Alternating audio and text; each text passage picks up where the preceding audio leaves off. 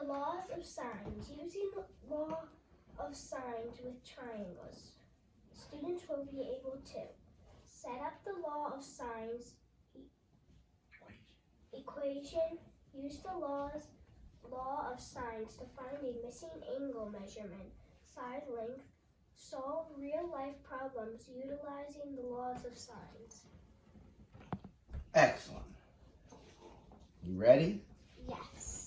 This is my assistant, Reagan again, Mr. Valentino. Hope everyone's doing well. And let's get on with our lesson. Today we're going over the law of signs, as Reagan explained to you earlier. So, what do you think the law of signs? You got to scoot over that way. So what do you think the law of signs is used to do? Anyone have an idea? No? It's used to find the, yell out your answers, the length of a side of a triangle when it's, what kind of angle do you think it is? Opposite angle, and another side length, and its opposite angle are known. Very good. That's the first step. So you got to find the length of the side and the angle opposite to it. Angle opposite to that side is this angle that's not touching that side. Step 2. Find an, N means the vowel. Uh-oh, I dropped my pointer. Angle of a triangle when it's opposite side and another side length, and its, same words, opposite angle are known. All right? So you can either find the side length or the angle. This is actually a very easy rule. So, rule states, point over there. If triangle ABC has side lengths of A, B, and C, as shown, you can point to it. So you can get a little closer if you want. No one can see you. All right. That means that A is the side, little letters represent side lengths, big letters represent angles. So, little a is across from big A. Side B is across from angle B. And side C is across from angle C. There you go. 3 angles, 3 sides. The rule states that sine A, sine of whatever this angle is, over, divided by, that side length equals whatever sine this angle is over that side length. And it also equals sine, what do you think? C over C. All right? That's how easy it is. Now, there's another way to do this that's not commonly done, but you still can do it. You can take each one of those and you can reciprocate them. So you can actually say A over sine A. Reciprocals when you flip them over their fraction bar. So instead of this being sine B over B, it would be B over sine B. And then it would be C over sine C. So those right there are your rules. Got it? Awesome. Now, let's try an example. Remember, you can use the calculator on that I linked through Canvas, but remember to turn it into degrees. If you don't turn it to degrees, all your answers will be wrong.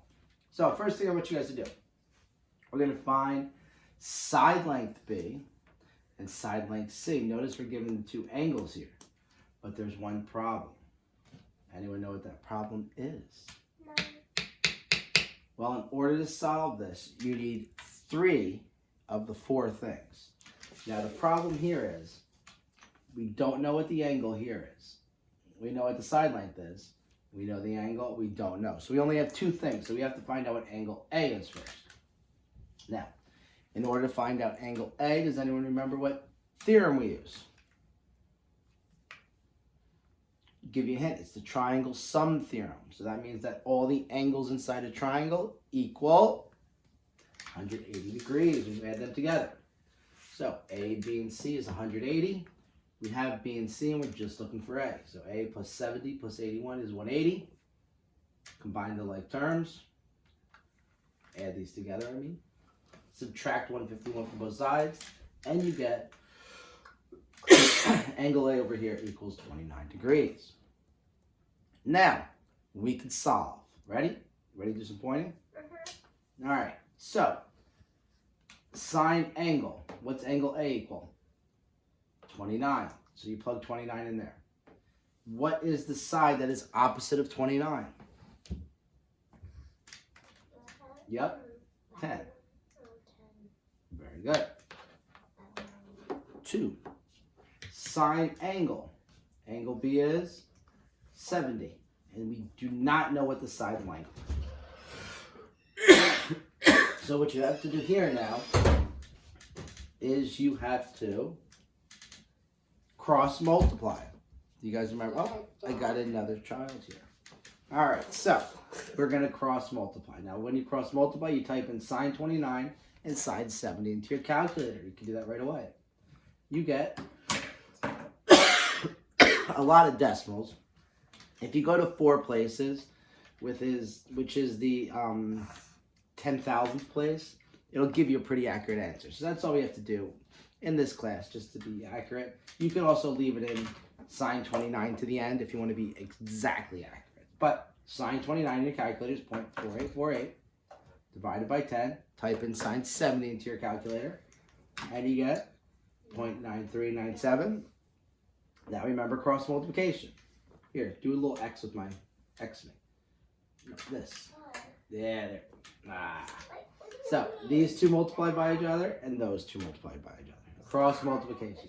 Exactly. So this times B equals 10 times that. All right. Multiply 10 times here. You just move the decimal place over once, and then you divide by the number that's next to your variable.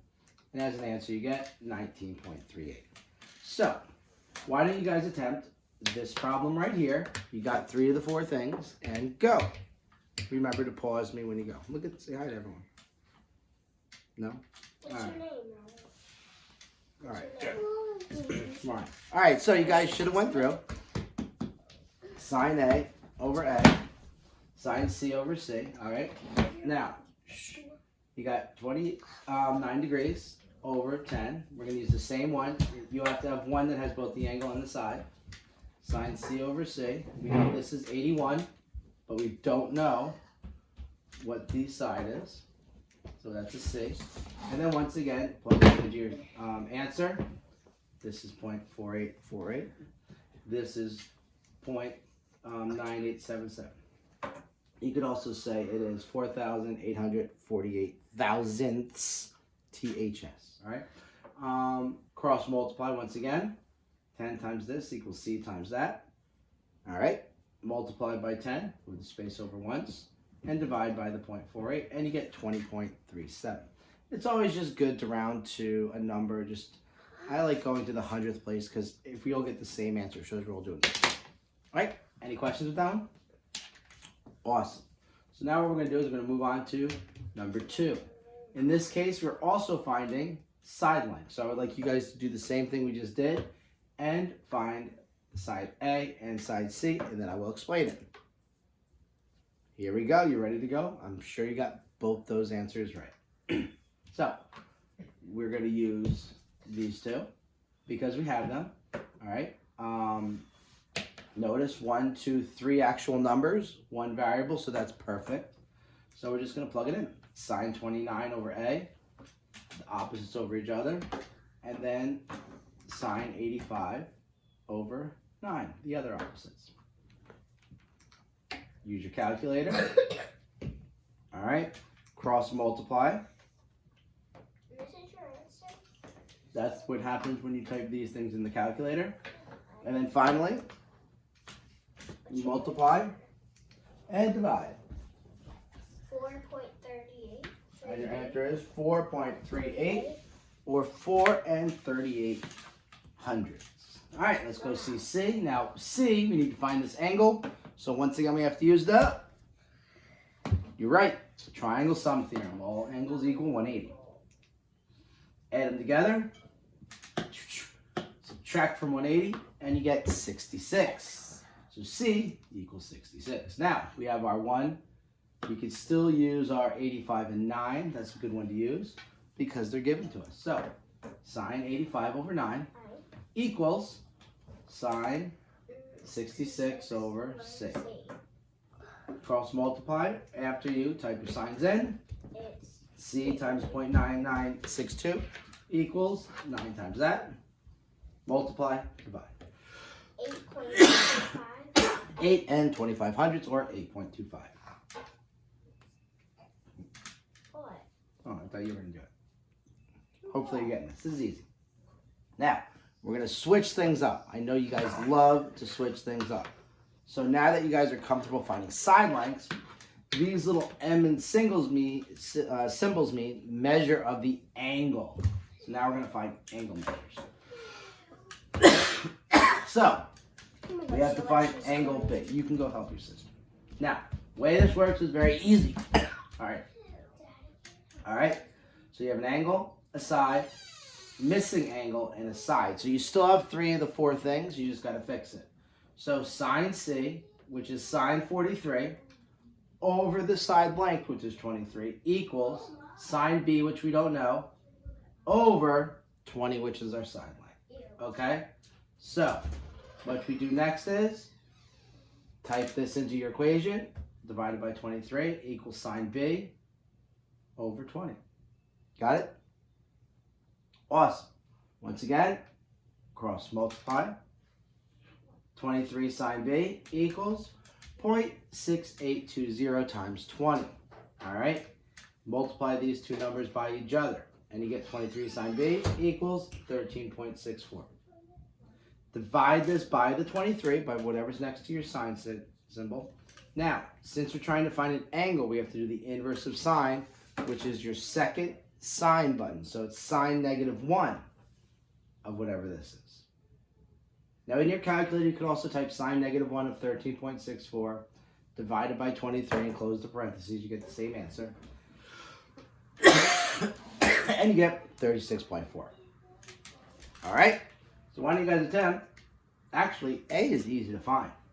Because if this is 36.4, can we find this without even using the sine rule? You can, because what do these 3 angles add up to? 180.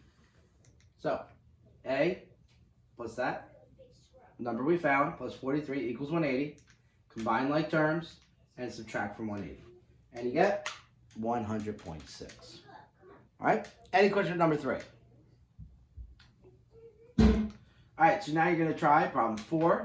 And notice what you're finding in 4. You're finding an angle and a side. Now, these triangles are different than the other trig functions that we use because these are not right angles. The other ones, the SOHCAHTOA, that's only for the right angle. All right? So first, start by finding angle C. Pause. Resume. So we're going to use sine A over A because we're given an angle on the side. We're given a side and we're missing an angle. All right? So sine 51 over the side length, which is 18, equals sine C, which we don't have, over the side length, which is 17. All right? Type that in your calculator. And now we cross multiply. All right? You got 18 times sine C equals 17 times 0.7771. All right? Multiply the two numbers by each other. Divide by 18. And you don't type sine this number because you're looking for the angle. You use the inverse. Very good. Sine -1 of that number, and you should get 47.2 degrees. And yes, anytime you find an angle, you should write the degrees symbol because that's how they are measured. Now, in order to find B, we don't even got an angle or a side. So what do you have to do first? First, you have to find angle B. So you use angle C right here. Uh-oh, someone knocked over my camera. I didn't. Your sister did. Not me. Sorry. All right. So, there we go. You guys should have been doing your triangle sum theorem. All right. We're going to use this, but we need a B. So we need at least that angle. ABC equals 180. Add those together to get 180. Subtract from 180 and you get 81.8. So now you have this angle is 81.8. Now we can find the side. So sine 51 over 18 equals sine 81.8 over whatever B is. We don't know what it is. Type that in your calculator. Type that in your calculator. Cross multiply. I can't draw on my TV or else I would. B times that equals that times that. 0. Multiply those two. Divide by point. 7.71. And you get 22.93. It is not a degrees because this little b is a side length as opposed to a angle. Okay? You gonna sit with Reggie? You sit here? No, just sit there? Okay, they can't see you anyway. Alright, let's do number 5. Can they see me? Yep. We're only got 2 more problems left. This is a short lesson. So, find the distance using the law of sines. Use the information in the diagram to determine how much closer you live to the music store than your friend does. Alright? Now, what you guys did first, use the law of sines to find the distance, A, from your friend's home to the music home. Here's your friend's home, B. Music shop is C. C. Alright? So, see if you can find me a distance. And what's A? Let's see now. We're going to find out. So A is the distance from your friend's house to the music shop. So in order to do this, we have to do sine angle A, which is 81, over the side, which is A. Okay? Now, we look for this, 65B. They're both not given, but look at 34, 1.5. They both are given, so that's what we're going to use. All right? We're going to solve for both of those. All right? Now we're going to do our cross multiplication. All right?